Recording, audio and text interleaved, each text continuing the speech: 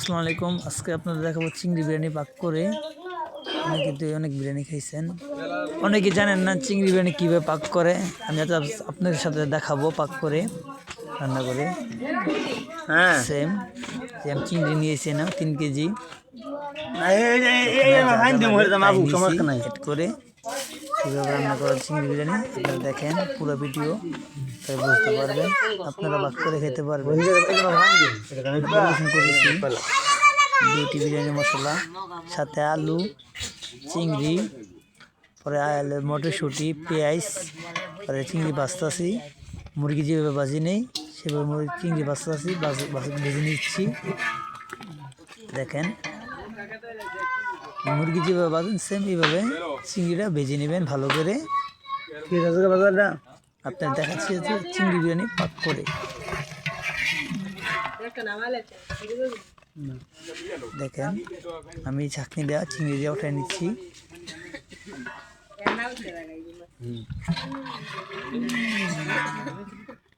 দেখেন ভালো করে, অনেকেই শিখে রাখেন চিংড়ি বিরিয়ানি কীভাবে রান্না করে।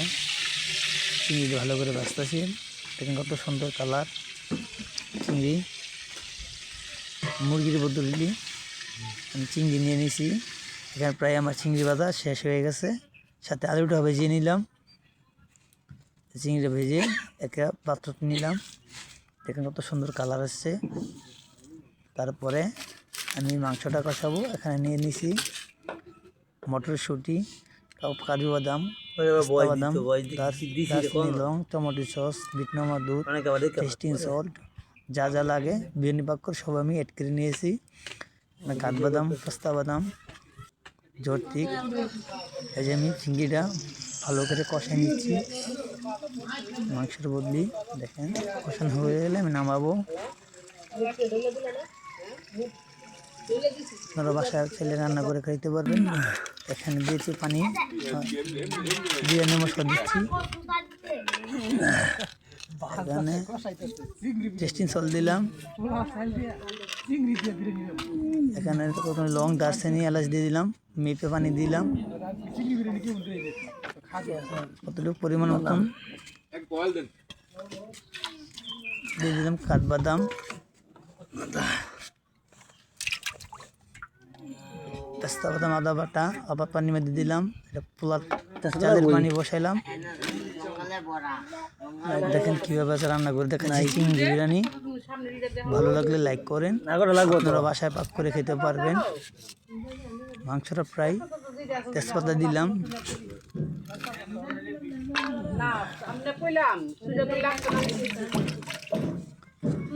কাঁচামরিচ পরিমাণ মতো,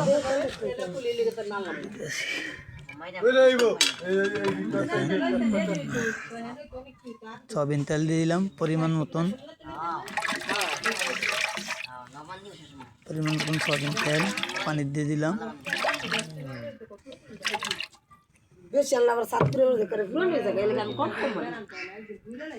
পারবেন মাংসের পানিটা বয়ে রাখলাম, পরে করে জল দিলাম, সাথে আবার আটা বাটা, রসুন বাটা দিয়ে দিচ্ছি পানির ভিতরে।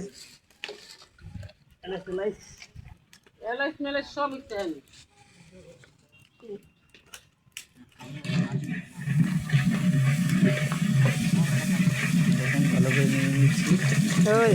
সব খারাপ জিরা বাড়ি নেই তো ভাই, জিরা তো বাড়ি নেই।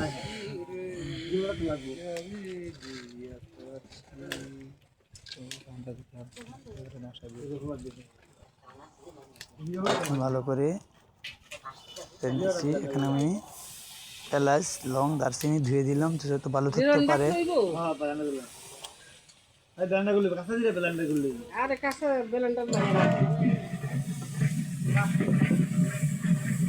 জিরা আনছিলেন?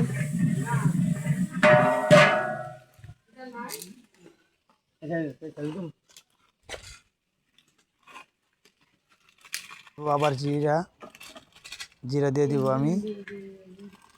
বিরিয়ানি মশলা আরেকটা দিয়ে দিব পানির মধ্যে। মাংস আলাদা নিয়ে নিছি, দেখেন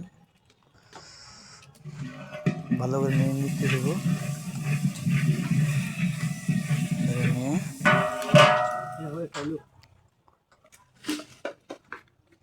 মধ্যে পরিমাণ পানি দিয়ে দেবো, তাহলে ভেজে নিচ্ছি। গড়তে খাইয়ে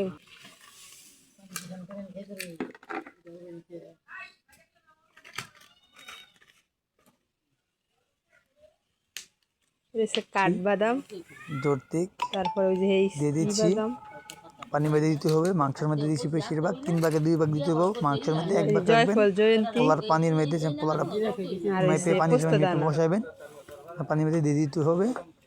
পরে পানিটা উঠতে না আসলে চাইলে ঢেলে দিবেন। ঢেলে দিয়ে চাইলে পানি টান দিলে পরে চিংড়িটাও ঢেলে দিবেন। নিয়ে অ্যাডজাস্ট করে লাড়া দিবেন। পরিমাণ মতন লবণ দিচ্ছি, দেখেন আপনারা পরিমাণ মতন লবণ দিচ্ছি। পরিমাণ মতন আপনার পরিমাণ মতন দিয়ে নেবেন। এখানে আমি 6 কেজি চাউল 3 কেজি চিংড়ি নিয়েছি। পানি দিয়ে দিলাম, ভালো একটু কষাই নিলাম। কি পানির মধ্যে পানি এ করছে, আমি চাউল দিয়ে দিয়েছি। পানির থেকে চাউল দিয়ে দিয়েছি, দেখেন চাউল দিয়ে দিয়েছি আমি।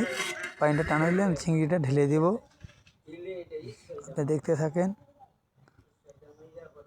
দেখেন এখন আমি চিংড়িটা ঢেলে দেবো। পানিটা টান টান ভাব আপনারা নেবেন।